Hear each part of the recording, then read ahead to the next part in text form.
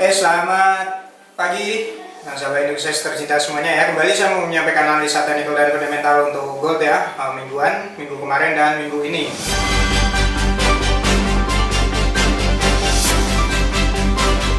Nah, di minggu kemarin ini kalau kita lihat emas sempat meningkat di atas level psikologis 1800 ya. Nah, di mana ini dipicu munculnya kembali varian baru virus corona ya, Omicron, yang pertama kali terdeteksi di Afrika Selatan. Nah, di mana Austria juga sudah melakukan lockdown untuk pengujian. Nah, sementara untuk Amerika, meskipun sempat ada penyebaran di Amerika sendiri, ini tidak perlu dikhawatirkan sepertinya. Meskipun ini sempat membuat gejolak market yang kita lihat. Nah, Biden sendiri sempat mengutarakan bahwa warga Amerika tidak perlu panik, dan pemulihan Amerika ini, pemulihan ekonomi Amerika tetap berlanjut secara kuat. Nah, di sisi lain, untuk data ekonomi yang perlu kita kaji adalah di minggu kemarin ada beberapa pernyataan dari Ketua The Fed Jerome Powell mengenai kebijakannya. Kemudian juga ada data payroll, ini setiap Jumat awal bulan tentunya.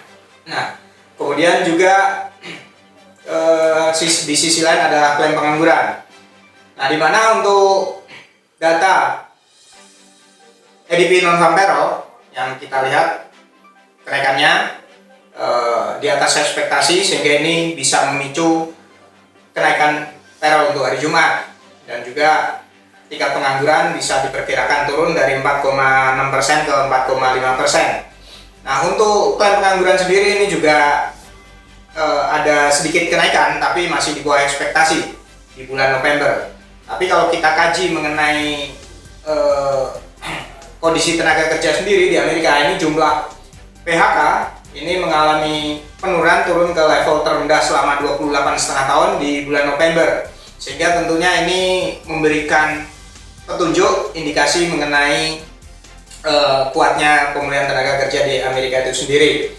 Nah, untuk minggu selanjutnya, kembali saya ulas tekankan lagi bahwa komentar untuk Powell, nah minggu kemarin ini dengan bagusnya data ekonomi akhir-akhir ini dan kuatnya pemulihan Amerika, ini tentunya akan mengkaji mengenai kuatnya inflasi, lonjakan inflasi akhir-akhir ini, dan sehingga dia perlu mengubah pandangan kebijakannya.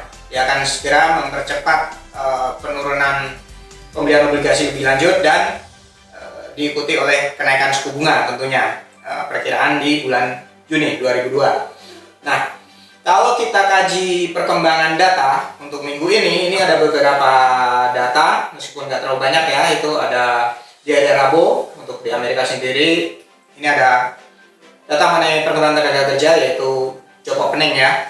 Kemudian juga di akhir pekan dari Jumat ini ada data inflasi, indeks harga konsumen.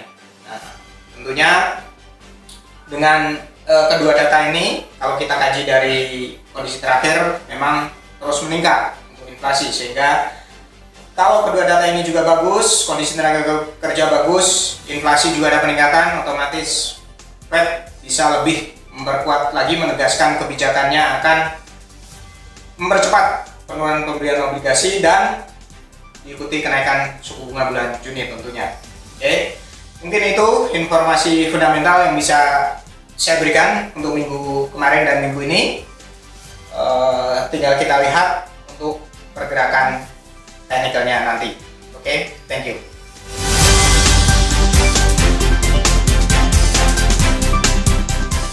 Oke, nasabah Indonesia tercinta semuanya ya, kembali saya menyampaikan analisa teknikal gold weekly untuk minggu kemarin dan minggu ini. Nah, kalau kita lihat dari minggu kemarin, sesuai ekspektasi saya minggu lalu ya, minggu sebelumnya, di mana jika gold memang tidak tertahan di 1795, secara teknikalnya memang masih mengarah ke bawah, ke penurunan, dengan support yang cukup kuat ada di Fibonacci 50% di 1763 yang sempat tertembus di terendahnya 1761. Ini sebelum rilis data payroll hingga analisa ini dibuat. Nah, Oh ya, Fibonacci ini saya review kembali. Ini kita ambil dari terendah bulan Maret 2020 yang ada di 1451,13 dan tertingginya di Agustus 2020 di 2075,23. Ini untuk weekly.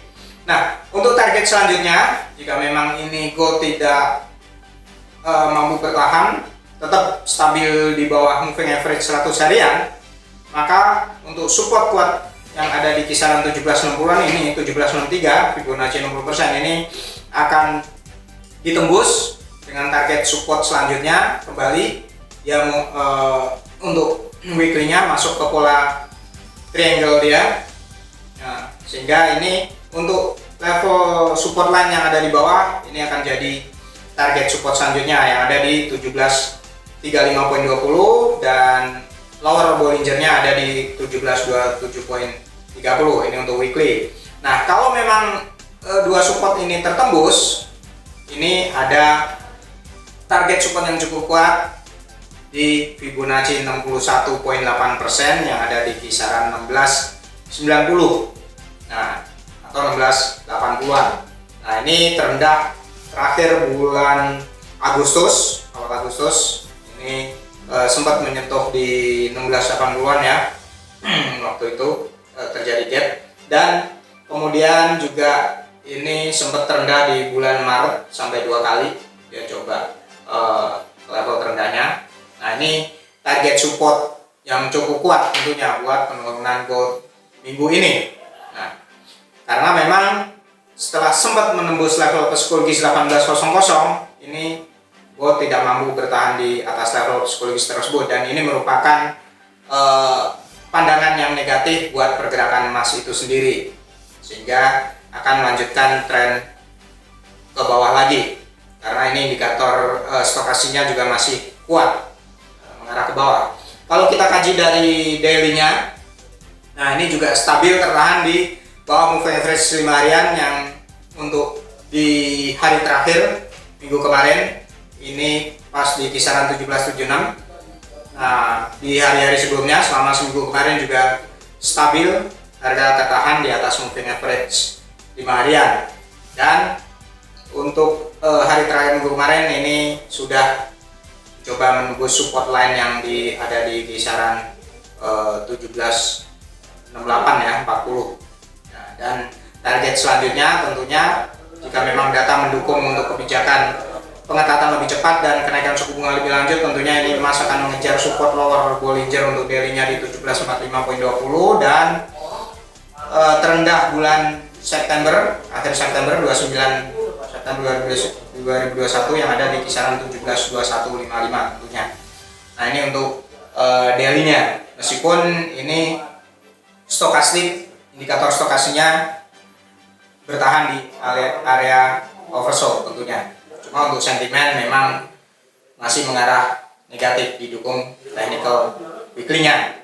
Nah, hanya kalau memang emas mampu rebound minggu ini, untuk target tentunya resisten yang terdekat ada di 1795, ini di moving average 10 harian dan juga middle Bollinger, dan resisten yang cukup kuat ada di 1636, ini Fibonacci 38,2% atau mengejar level up Bollinger Band yang ada di 1850-an ya, 54,20 tentunya. Nah, ini untuk target rebound gold minggu ini, tapi melihat perkembangan yang negatif ini secara teknikal masih akan mengarah ke pola penurunan, paling enggak akan coba mengejar support di 1730-an. Tinggal kita lihat untuk pergerakan gold minggu ini dan penutupan minggu kemarin tentunya. Oke, itu tadi yang bisa saya sampaikan untuk analisa teknikal gold ya, minggu kemarin dan minggu ini. Mudah-mudahan bisa bermanfaat untuk investor Indonesia tercinta semuanya dan bisa memanfaatkan setiap momen pergerakan market tentunya. Oke, thank you, salam profit.